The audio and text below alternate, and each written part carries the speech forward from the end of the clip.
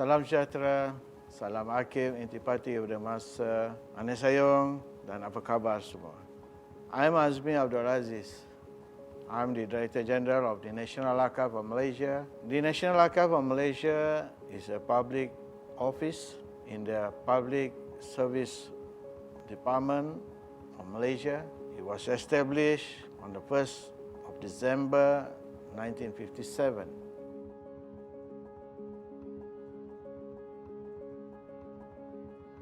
When a disaster happened, seldom people talk about how to protect the documentary heritage.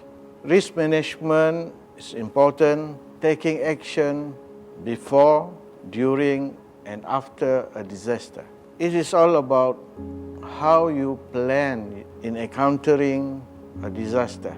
Losing a documentary heritage means that we will lose our institutional memory. We will lose our records on the civilization of the people. We would lose the records of the transaction when we do our administration. So this is not the responsibility of the National Archives only, but we believe that it is also the responsibility of all the officers, especially in the public office.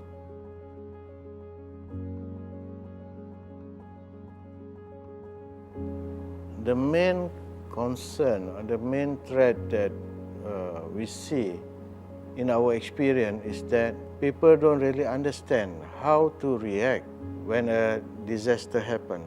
We see that people don't really know what to do when that disaster happened to them. From our past experience, we had this big flood in 1970s. We see that a lot of documents and records were destroyed because we were not prepared. Once the records and this document being affected by the flood, actually it's very hard to salvage them.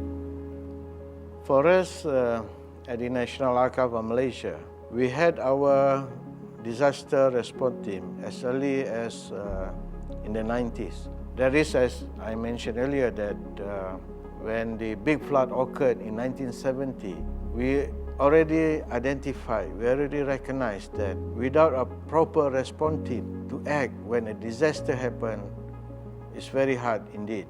So we did establish disaster response team, which is headed by a division head at the National Archives, comprising members of the different sections to assist in helping out when a disaster happens.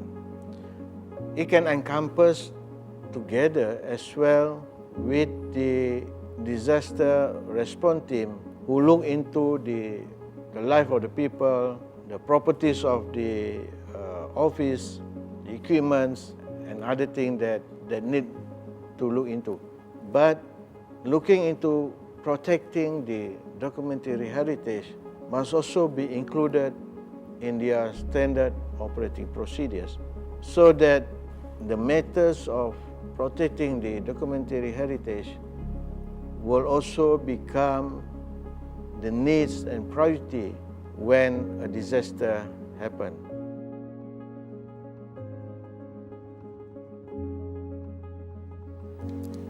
NAM's manual encompasses 3 stages. There is before, during, and after. The before stage includes preventive measures put in place to mitigate disaster from happening. Some of the examples of our preventive measures are: first, repositories are built according to required specification. Second, repositories need to be equipped with the right tools and equipment. Third, we conduct periodic inspections of buildings and equipment to prevent potential hazards. This is to ensure all automatic fire detectors, fire extinguishing systems, and alarms are functional. It is also meant to ensure that there are no leakages. The during stage includes documented steps and procedures in salvaging records. during stage refers to steps taken after getting approval from the relevant authorities like Fire Department or National Security Council to enter the affected areas. The steps are: first, we analyze the extent of damage on the affected documents. Second, documents with minimal damage will be segregated. Third, restoration of damaged documents will be carried out by the affected agency with the assistance of National Archive Disaster Response Team. The after stage include repair and restoration processes. Dengan air. Bukan dengan pelus kosong. Kan? Itu kalau paling nipis. Kalau paling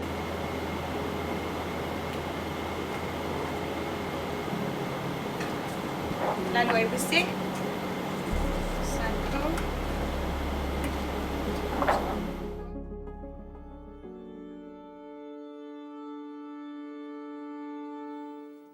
Features of damaged documentary heritage. Paper-based materials usually damaged due to wet, muddy, affected by termite, fire, sunlight, fluctuation of humidity, and human factor.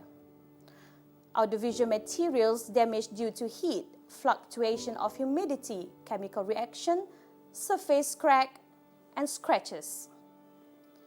Damage due to natural loss is controllable and can be restored. However, damages from disaster cannot be controlled and involve massive damage to the materials. Only a small percentage of the material can be restored. We restore the damaged materials according to archival restoration processes, which is in the line with the international standard and procedures.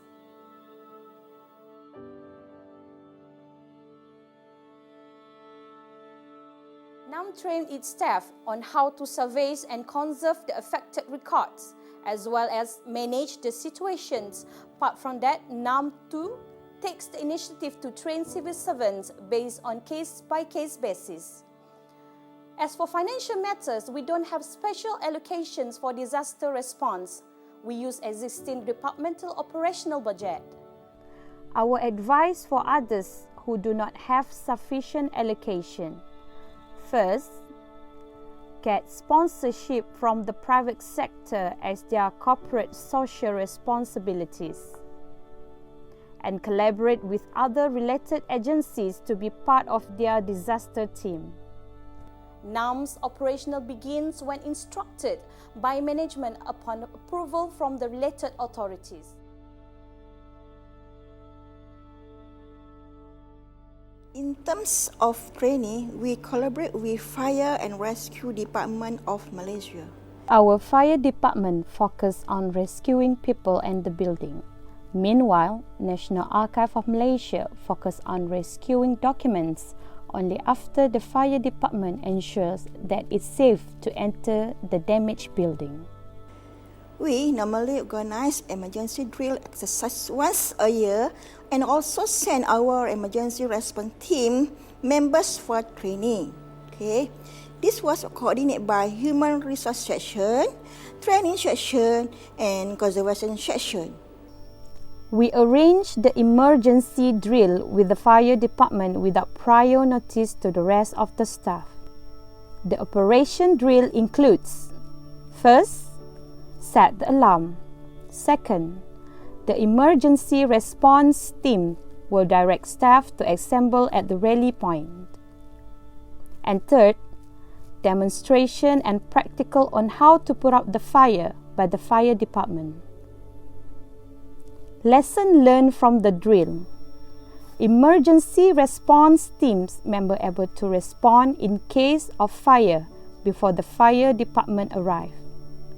Among skill and knowledge acquired by the emergency response teams are the right use of the fire extinguisher and hose drill, CPR technique, and also technique of rescuing people. Okay, the training provides awareness and equips staff with necessary skills and knowledge to ensure quick response during any disaster.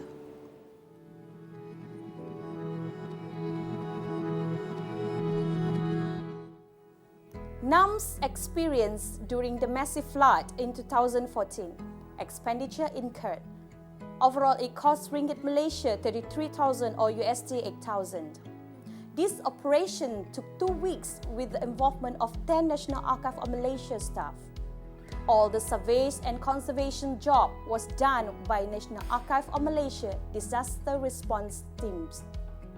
We received full support from the National Disaster Response Team, such as National Security Council, National Disaster Management Agency (NADMA), Army and Police.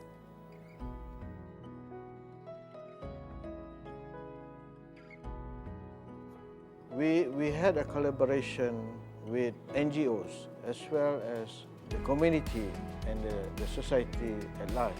We had consultation, we had our exhibition, we had talks with them, we had cooperation in terms of communities' well-being, and we will continue doing that in order to educate community as well as society regarding the importance of preserving their documentary heritage directly, so that the understanding, the knowledge regarding the importance of preserving the documentary heritage will be able to be disseminated as well as be made understood.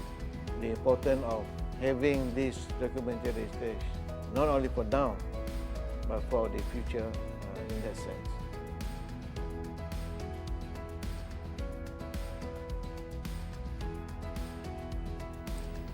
For the MOW member states, NAM would like to advise them to develop departmental and national plan on disaster with legal binding. If a national archive does not have a disaster preventive plan, they can refer to the following resources. First, Managing Disaster Risk for World Heritage developed by UNESCO. Second, Risk Preparedness, a management manual for World Cultural Heritage prepared by ICROM, UNESCO, Icdh, and WHC. Third, Emergency Planning for Records and Archive Services by IRMT. And finally, the IFLA Disaster Preparedness and Planning, a brief manual.